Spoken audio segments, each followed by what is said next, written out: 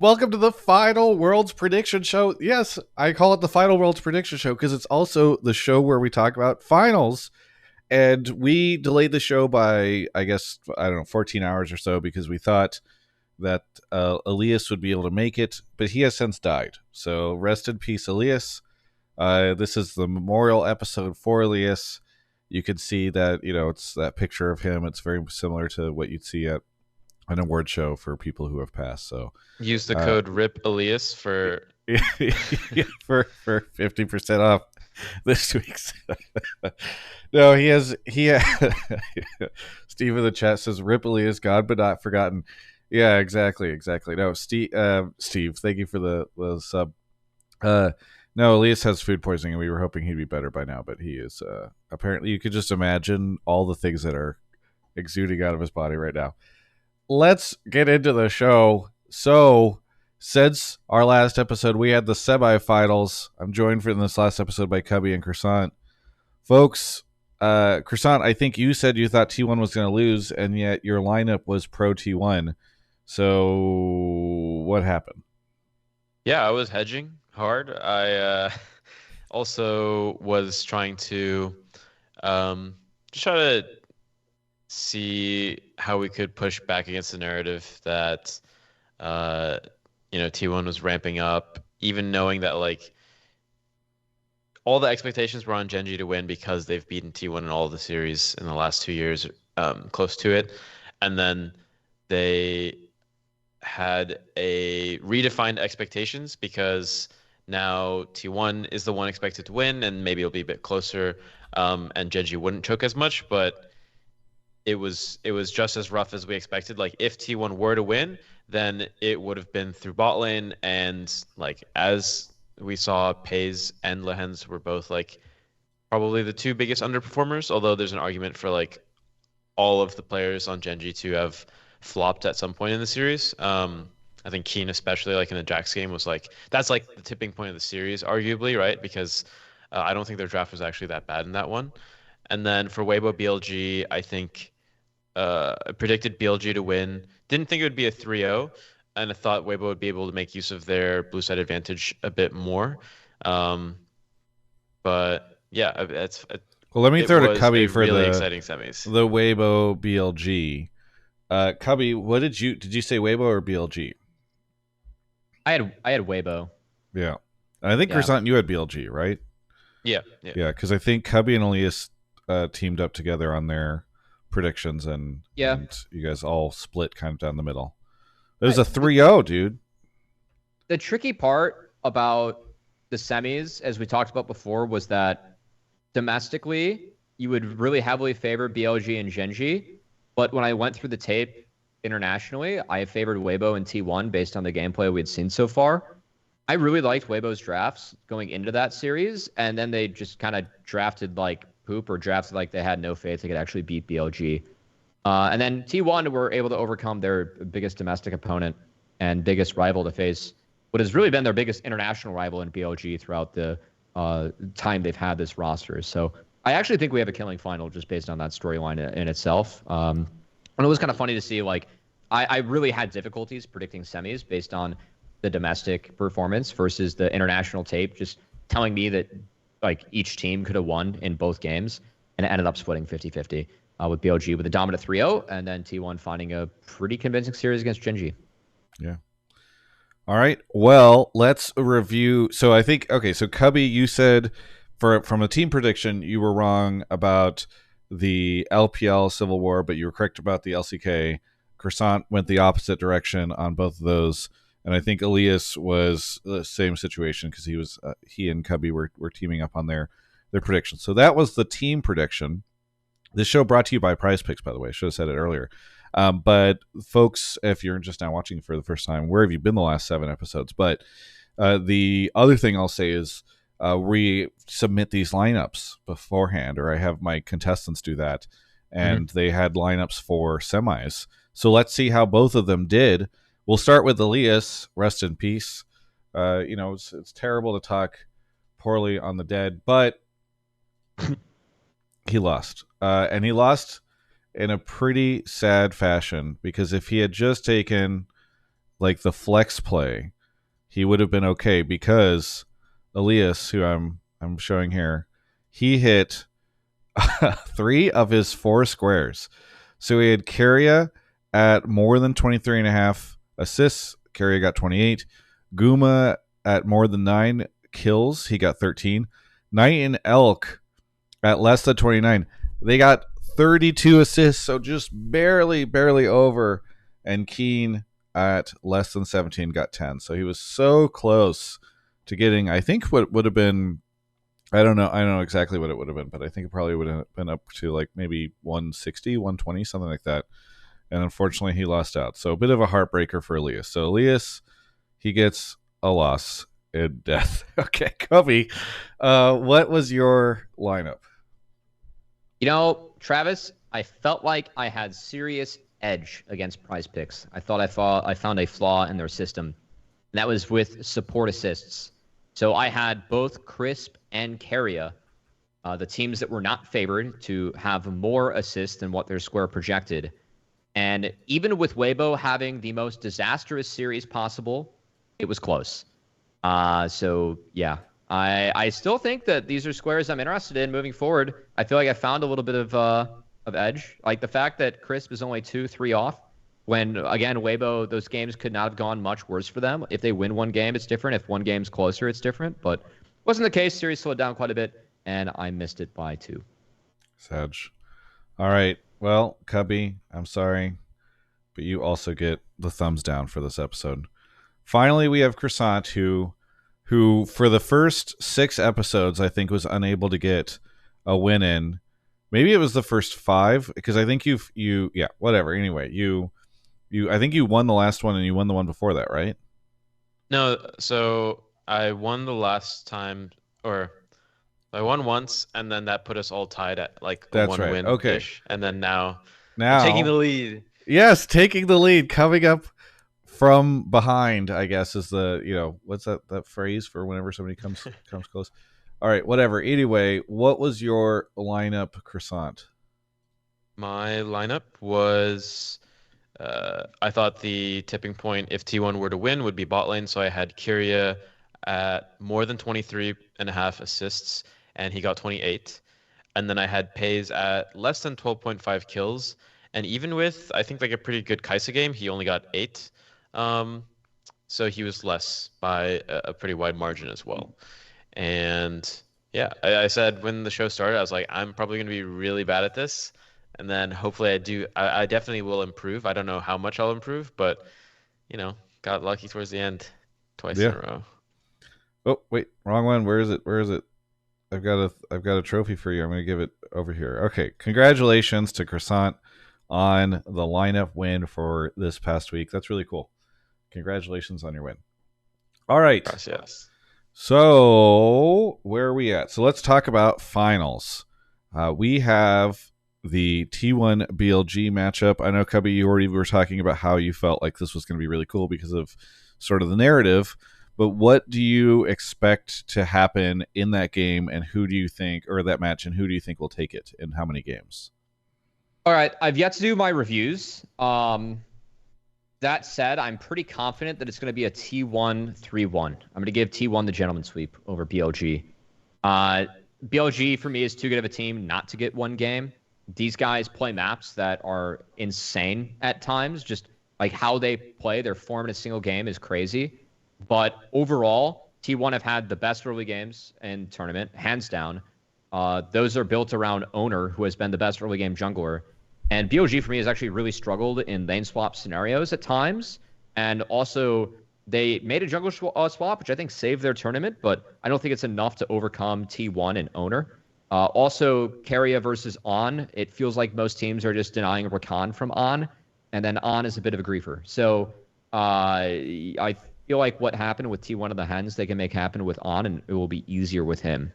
So I have T1 3-1. All right. Croissant, how about you? Yeah, it's really hard, especially because these are my 2 favorite teams from each of their respective regions for the last 2 years, and there are a lot of confounding factors, like the fact that like Weibo gave BLG Jack Skarner 1, 2, 3 games in a row. And T1 won the coin toss, and BLG is 0% win rate on coin tosses, so they're going to start off on a red side disadvantage. But I'm going to have BLG at 3-2 against T1. And I think that the main reason for this is because I think that T1 against Gen G, they showed a lot of their draft options. I think they showed a lot of their priorities, and I don't think that BLG has the same constraints. And the biggest constraint I would say is they don't have to do the terrible bans that Gen G was doing 1, 2, 3 every game. Like, they were banning Xayah, and they were the first teams, I think, to ban Xayah 1, 2, 3 in the entire tournament, and they did it 4 games in a row.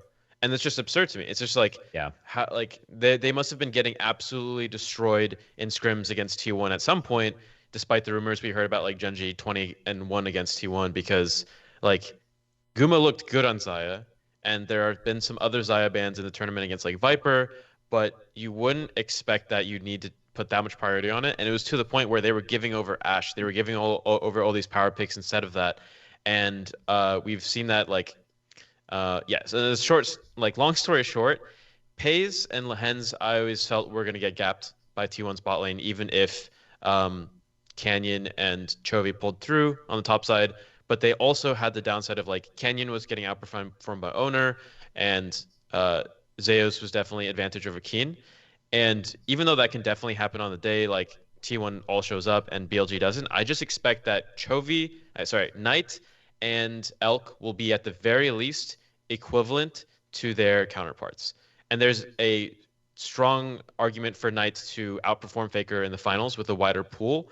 And even on the champions that Faker excels at, Knight has been like playing at it. If Faker's like an A+ on a lot of his pocket picks, but like a B or B- on like Yon or whatever, like Knight is consistently A- across the board on everything. And to the point where it's like a really wide pool, like Smolder, etc.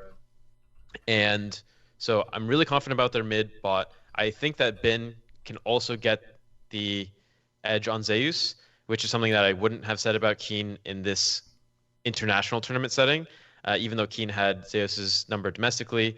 And then if it collapses, it would be through On and Jun.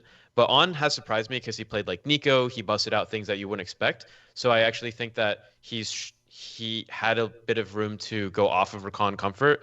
But yeah, so as long story short, if they lose, it's because they get gapped sub jungle. But I'm really confident in BLG's carries. Like, I think they actually have what it takes to win this series.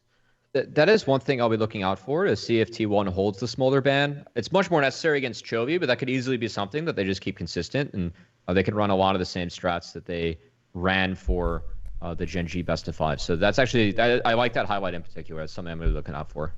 Yeah. The only thing I'm worried about for this finals, and why I think it might be a little disappointing, is just the casters that they chose for the finals. I think it's really rough. You know, I like Vedius, but those other two I am really disappointed in. So that's just unfortunate. Medic's on the chat. Hi, Medic. Okay, so my guess is that we'll have actually, because I know that in the past I haven't really given any kind of predictions, but since Elise isn't here, I'm going to say that I'm flying across the world to watch one match that's a 3-0 T1. Because I just feel like it would be, you know, it's such a, I don't know, I feel like so many times I've gone to a finals, and especially the ones where I fly exclusively there for that one match, and it just is like a 3-0 stomp. And I feel like, you know, these guys can come in with all their analysis and all that stuff, but I am the main character, and that is why these types of things happen to me. So not Faker? I mean, Travis, Faker. Did you watch the last two? What's that? Did you watch the last two finals? I was there for I was there for the last two. So I've been, but like I didn't have to fly across the world for San Francisco. That was when you did have to fly across the world for was the 3-0. I see. Yes. So I think that it'll be a 3-0 for T1. I will say, like, this is one of the most awkward weeks that a team can possibly face for prep. And I feel like that's one of the reasons that a lot of finals we get just end up being one-sided. Yeah. Uh, No, it and is. so, I think yeah. it is the most awkward, right? Because Oh yeah, 100%. even in because you have so much data on a singular patch, and also on your opponents, And and then there's literally no one team to play. scrim. Yeah. Yeah, no team scrim. Like I remember DRX, they were facing like a hodgepodge of NACL players and a couple. I think even Pobelter was in those scrims, right? Yeah. And Pobelter wasn't an active player back in 22. So, yeah, it's really the practice is kind of what you make of it, and I feel like with the track history of T1, that really helps them going into weeks like this. Just the experience they have in these situations.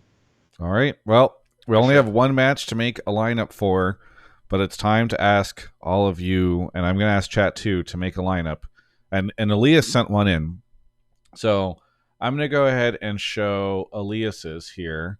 Let's see if I can switch over to our lineup screen. So really quickly, by the way, we are doing a giveaway. If you're watching this within the, I think it's like 34 hours of the time in which I am recording this, you can still sign up for the giveaway. We're going to have that end on Halloween, I believe, or actually maybe it's the like midnight on Halloween. And so, yeah, you can enter a giveaway. We're giving away 100 free lineups for a chance to win up to $1,000. And so it's a cool way. Like if you haven't played Prize Picks yet and you kind of want to, you can enter the giveaway, and there's a way to play for free. So please check that out. You can do the giveaway link, which is in the description if you're watching on the VOD. We've also got it in the chat if you're watching live. And that is really cool. And I mean, again, with 100 chances, that if you enter that, there's a very good chance that you're gonna win. So I'll tell you all that much based off of we have a lot of people who have entered in a bunch of different ways, but we still have a lot of a really good chance for people to win that. So please go enter the giveaway. Also, if you haven't played Prize Picks yet, you've probably heard me talk about it on Hotline League or on the show, but this is the final time I'll say it for the show because it's our final show. Go sign up through the link, use code Travis. Just make your first lineup ever for finals. I mean, that's a cool way to have a little bit extra going for finals. If you really believe in T1 or you really believe in BLG, you can do that. Once you do, you'll be able to submit one of the lineups. You can even submit one of the lineups you're about to see right now, and it's just kind of adds a little fun element to it. So again, use that link and use code Travis. When you do, by the way, the very first time you make a lineup, win or lose, you'll get an extra $50 in promo credit added to your account. So pretty cool way for them to do stuff. All right, let's take a look at Elias's lineup. So Elias has, we're going to go ahead and I'll put it all together. Under the assists, he has Keria at more than 26.5. He has On at more than 23.5. He has Zeus. What's that? We're on the same page with the support squares. Oh yeah, okay. For assists, yes. Yeah, I'm excited. Okay, then newly added to Prize Picks. This is, I think, the first time they've had this, at least for Worlds. They have deaths, and that's kind of a very fun thing where you get to root for somebody to die a bunch. So if you really are feeling against somebody, they got Owner. At least has Owner at more than 8.5. And then Bin, and we should say this is in the first 3 games, folks. So if you've never played before, so you should know. And then under kills, he's got Bin at more than 7.5 kills, and he's running this as a power play. So all 4 of these need to be correct, and if he lands all 4 of them, it's a 6.5x multiplier. So his commentary that he sent over to us is, I'm in a cold sweat under the covers to say that it'll be a bloody in the first 3 maps. Zeus is going to get gigabinned. Also, people should take death squares. So that is our Elias commentary. Here's your lineup. We'll see how he does.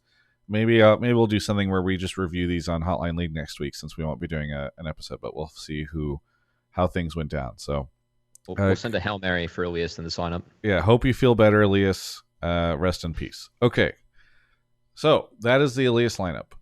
What do you got for us, Cubby? I'm in a similar vein where I also enjoy a good death square when I see one.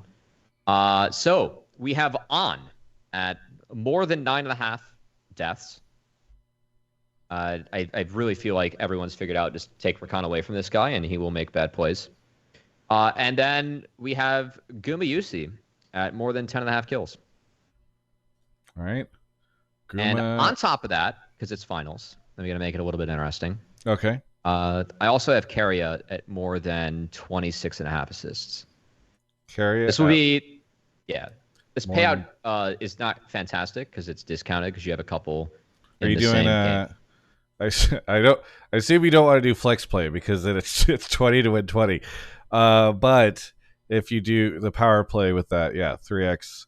Whoa, that's 20 to win 60. that's. I mean, 3x is what you usually get on 2 squares. So again, this isn't a great payout, but I like this one. I think that T1's bot lane has been carrying them throughout this tournament, and while BLG's is much better, Ana showed real weakness, and I think any weakness against the form that Guma and Keria are in right now will be punished. So, Yeah.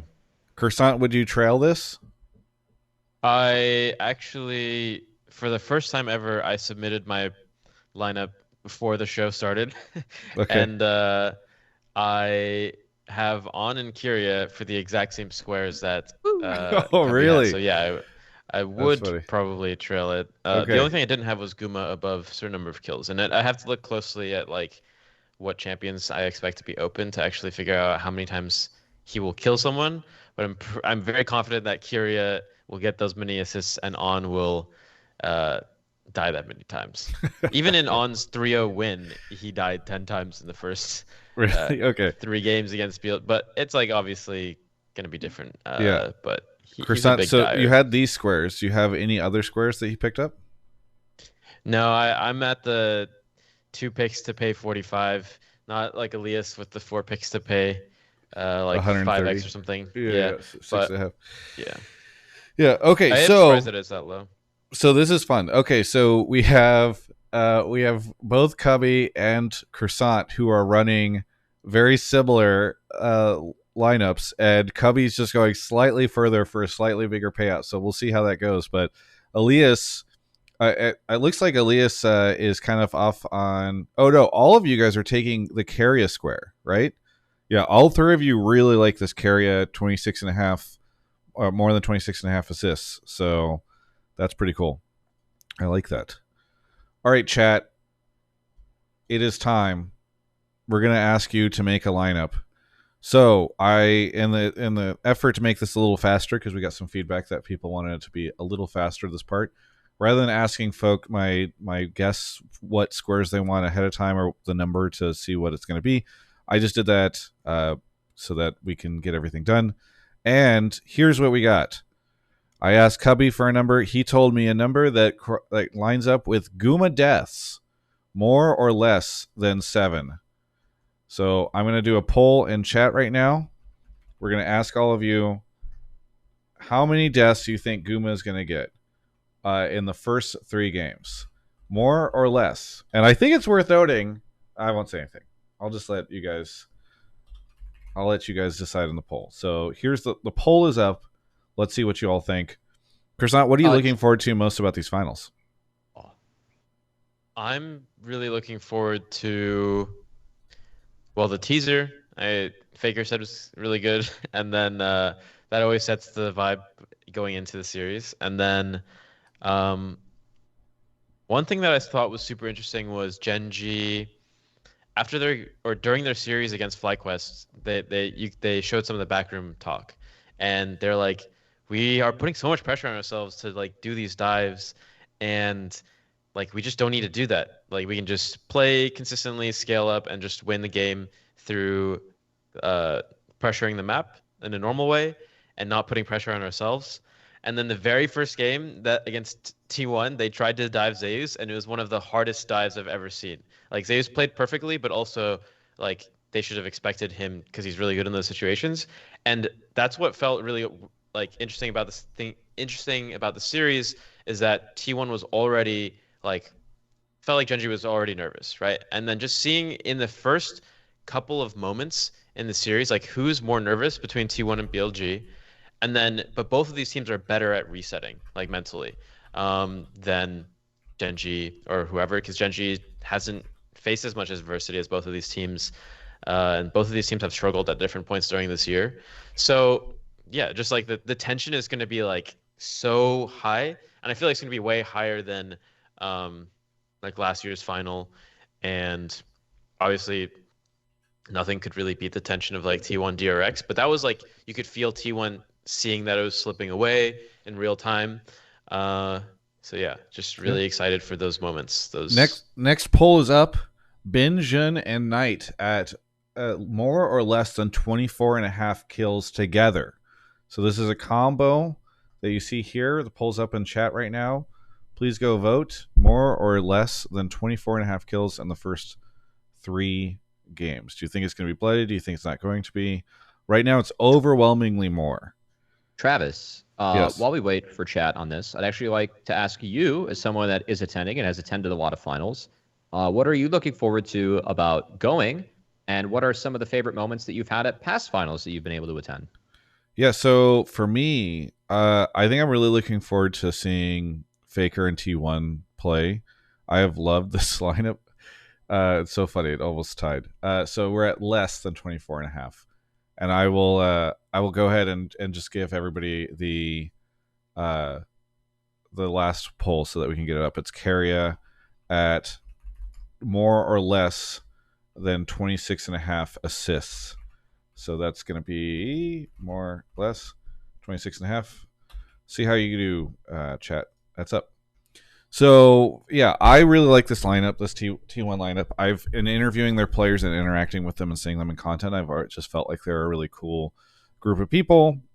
It's always fun to see Faker play, and I think for me, like, you know, I think with the North America region feeling so uncertain in the future, and as we're pivoting to this new world, I am starting to value these world finals in a way that I think I didn't before, because, you know, I'd love to say that like 10 years from now I'll still be at finals covering them, but who knows what this ecosystem will look like. And so for me, I think it just makes it really special to be able to, like, every time I'll be able to go to a finals and see Faker play, it makes it feel extra special. And so for me, there's like a sweetness to it, I think, that is not normally there. And so that's what I'm looking forward to, is it just feels good every time you're at a world finals and you're watching Faker play, at least for me. So I'm looking forward to that. What would be your favorite moment from a past final?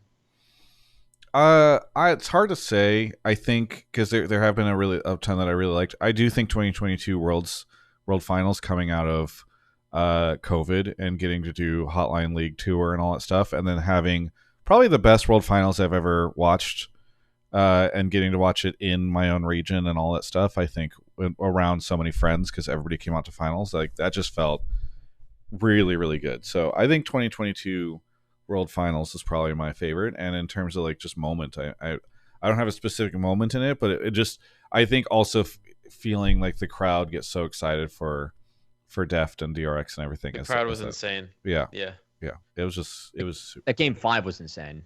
Yeah. I still remember like having the person next to me jumping up and down and like crushing my arm when Guma stole Baron. Yeah. It didn't end up leading to them winning the game, but I remember exactly where I was standing, how I was facing the screen. Yeah. It's crazy. All right, so here's our final community submission. It's Guma at less than 7 deaths through the first 7 for the first 3 maps. I'm losing my mind. Bin, Jun, and Knight at less than 24.5 kills in the first 3 games. Keria at more than 26.5 assists in the first 3. So we'll see how things go. I'll run it as a flex play just because I love to give the community their wins and losses. Let's see actually how they did last time. We should have done this earlier. I forgot. Even Cubby tried to remind me. So chat, you all won last time because we had you ask if you'd get Chovy at less than 15.5 assists. He did. Bin more than 10.5. He didn't. And Faker more than 15 assists, and he did. And you just needed to get 2 of the 3. So we ran it as a flex play. You won. Congratulations. Okay. Thanks everyone for watching. Thanks for all the submissions. We're going to go ahead and lock all these in now. But I hope everybody's really enjoyed the show as we've done it. I'm sorry that Elise couldn't be here for our final episode, but it's been really, really cool. And again, I've said this before, but when Prize Picks first approached me about this, I thought I'd just do it as sort of like a Discord hangout. But as I was able to get 3 wonderful friends on to do this, I think it's been really neat to kind of track through it. So yeah, I don't know, Cubby, if you have anything you want to say here at the end as we get into finals. No, it's been fun. Thanks for having me for this. It was really fun to kind of have everyone's perspective, like with Travis being there from the beginning, like also with Elias too, being a writer and being really educated in some of Prize Picks and also just a lot of these teams, and then Croissant's expertise, obviously, and what he does professionally. It's been fun to join this with you guys, and thanks for having me, Travis. This has been a lot of fun, and shout out to Prize Picks for sponsoring this, and of course, you guys can join the giveaway too, which is still going on. Yeah. How about you, Croissant? It was a great honor. Even though I put in $125 and came out with $80. Well, you're gonna make it. I guess you can't really make it back on this. Wait, maybe you can. We'll see. You can invoice Travis the difference, right? I don't know if that's how that works. But yeah, I really enjoyed kind of just seeing the course of the tournament week to week. In the past, I've done like all of my like predictions alone in a dark room and like tweeted them or just like have a spreadsheet, but it's a lot more interactive, a lot more fun. So yeah, would do again. Yeah, thank you guys. Thank you, Elias. I'm sure he would have. I know he had really good fun doing the show and was always expressing that to me. And he's been a Prize Picks fan before I even knew what it was, and so I'm sure this was really neat for him as well. And I think just the community has been really cool. I hope everyone enjoyed the show. I feel like a lot of people did, and I see some people that already show up and chat and all that stuff. So thanks everyone who's been here. Hope you all enjoy finals. Hopefully, if you're playing any lineups, these or others that you decide to make, that you win, because that's kind of fun. And yeah, it's a great way to do it. So if you haven't signed up yet for the giveaway, please do so. If you haven't signed up for Prize Picks, and you can do so responsibly, and it's available in your area, please consider doing it. So thanks everyone. We'll see you for Hotline League on Monday.